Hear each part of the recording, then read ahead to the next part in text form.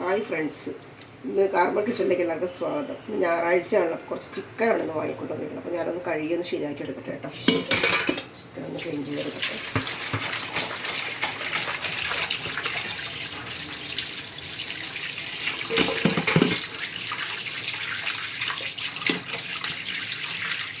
Chicken കഴുകി ഒരു അരമണിക്കൂർ നമ്മൾ മസാലയൊക്കെ പറ്റി വെക്കണം. അല്ലെങ്കിൽ അത് ഉപ്പും മഞ്ഞപ്പൊടിയും കുരുമുളകുപൊടിയൊക്കെ പറ്റി വെച്ച് വെള്ളം കണ്ടമാനം പോകണം. വെള്ളം കുറയ്ക്കട്ടെ.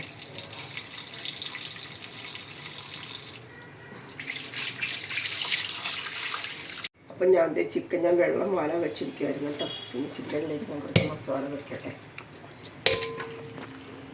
മസാല കുറച്ച് വരട്ടിയിട്ട് ഞാൻ കാണിച്ചു തരാം. ഞാനിങ്ങനെയാണ് ചിക്കൻ റെഡിയാക്കുന്നത്. അതിനകത്ത് ഇഞ്ചി വെളുത്തുള്ളി പേസ്റ്റ് ഞാൻ വേറെ പാത്രത്തിലാക്കിയില്ല കേട്ടോ. ഇഞ്ചി വെളുത്തുള്ളി പേസ്റ്റ് ഇതൊക്കെ ഓരോരുത്തരുടെ അളവനുസരിച്ച് ഇടാം കേട്ടോ. ഞങ്ങളിത്തിരി കൂടുതൽ എരിവ് കഴിക്കുന്ന ആളുകളാണ്. അപ്പം അതുകൊണ്ട് എല്ലാത്തിനും ഞങ്ങൾക്ക് പിന്നെ കുരുമുളക് പൊടി, ഉപ്പ് പൊടി, മഞ്ഞൾപ്പൊടി ഇതെല്ലാം കൂടെ തിരിഞ്ഞ് കൂട്ടി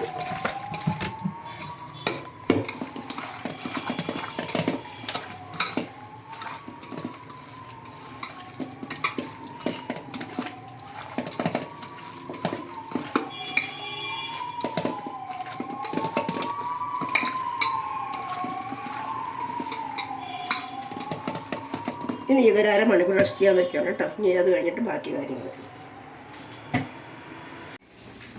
അപ്പോൾ ഞാൻ ചട്ടി ചൂടാൻ വെക്കട്ടെ കേട്ടോ.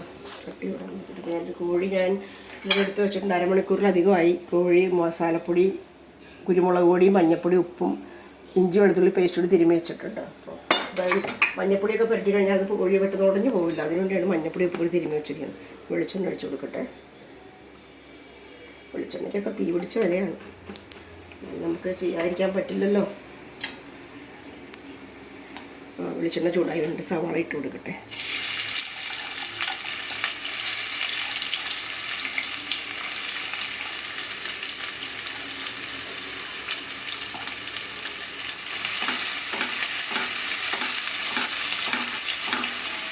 സവാള ഒന്ന് ചൂടായി വരുമ്പോൾ ഈ പച്ചമുളക് വേപ്പില കൂടി ഇട്ട് കൊടുക്കാം.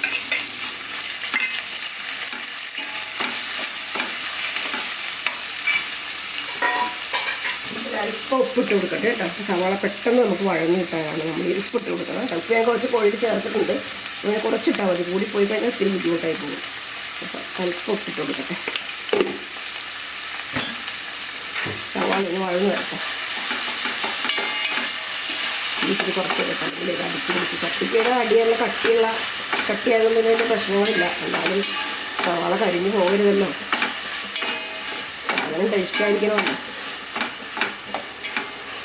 സവാളത്തിൻ്റെ പച്ചമുളക് ഒന്ന് മാറി വരുമ്പോഴത്തേക്കും നമുക്ക് മസാല പറഞ്ഞു തരാം. മസാല ചേർക്കാം. സവാളയുടെ പച്ചമുളക് ഒന്ന് മാറി വരട്ടെ.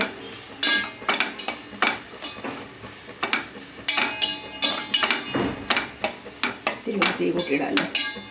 കുറച്ച് അല്പം കൂട്ടിയിട്ടുണ്ട്.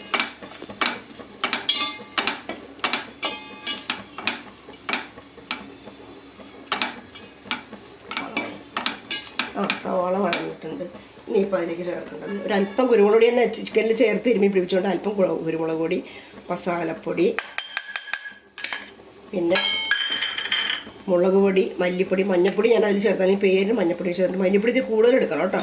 കാരണം മല്ലിപ്പൊടി അല്പം കറിക്ക് അല്പം കൊഴുപ്പ് വേണമല്ലോ. അതുകൊണ്ട് മല്ലിപ്പൊടി കുറച്ച് കൂടി പച്ചമുളക് മാറി വരട്ടെ. പച്ചമുളക് മാറി വരട്ടെ.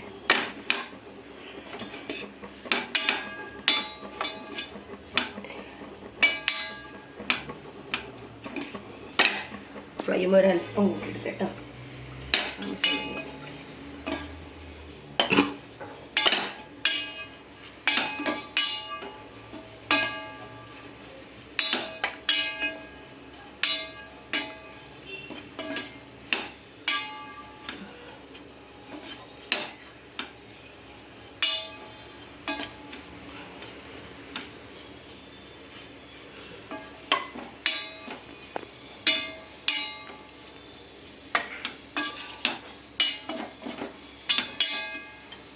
അടുക്കി പിടിച്ചാലും പ്രശ്നമൊന്നും. അപ്പം നമ്മൾ സൂക്ഷിക്കണം ചെയ്യാൻ.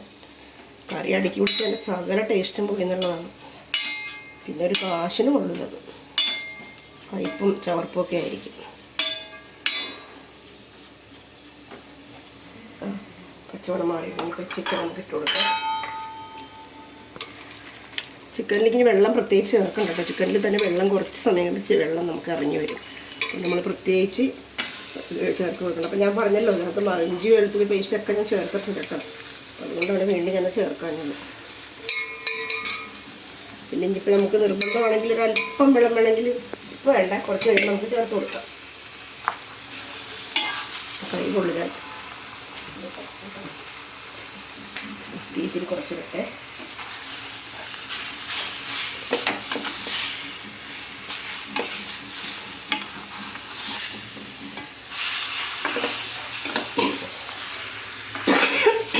വരുന്നുണ്ട്.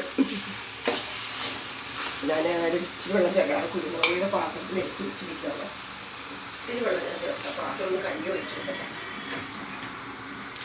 വെള്ളം എല്ലാവരും ചേർക്കണം കേട്ടോ. അത് ഞാൻ കുരുമുളകൊക്കെ ഒന്ന് നന്നായിട്ട് എനിക്ക് തിരിച്ചു വരാൻ വേണ്ടി ചേർക്കുന്നുണ്ട്.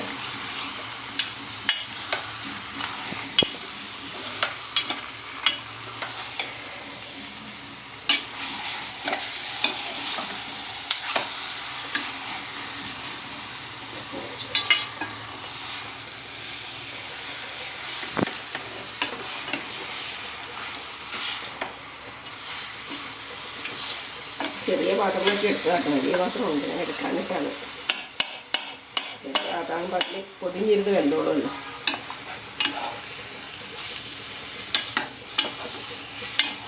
ഞാൻ വെള്ളം ചേർത്തോടത്ത് ആരും വെള്ളം ചേർക്കണില്ല. ഞാൻ പാത്രം അതിനകത്തുള്ള കുരുമുളക് പൊടിയൊക്കെ പറ്റിയിരിക്കുന്ന കഴുകിയെടുക്കാൻ വേണ്ടി അല്പം വെള്ളം ചേർക്കുന്നേ ഉള്ളൂ. എല്ലാവരും വെള്ളം ചേർക്കണമെന്നില്ല. എന്നാലും ചിക്കനിൽ ധാരാളം വെള്ളമുണ്ട്. ഇറങ്ങി വരും. കുറച്ച് കഴിയുമ്പോഴത്തേക്കും ചിക്കൻ്റെ വെള്ളം ഇറങ്ങി വരും. ഇത്തിരി നേരം ചിക്കൻ അവിടെ ഇരിക്കട്ടെ. അതിനകത്ത് മുളകൊക്കെ അങ്ങനെ തന്നെ ഇരിക്കണം. മൂടി വയ്ക്കാത്ത സമയത്തേക്ക് ചിക്കൻ കറി റെഡി ആയിട്ടുണ്ട്. ചോറോ ചപ്പാത്തിയോ പുട്ടോ ഇടിയപ്പോ എന്തിൻ്റെങ്കിലും കൂട്ടത്തിൽ നമുക്ക് ചേർത്ത് കഴിക്കാവുന്നതാണ്. സാധാരണ ഒരു ചിക്കൻ കറി, തേങ്ങയില്ലാതെ ചേർക്കുന്നൊരു ചിക്കൻ കറി ഉണ്ടാക്കുന്നൊരു ചിക്കൻ കറി.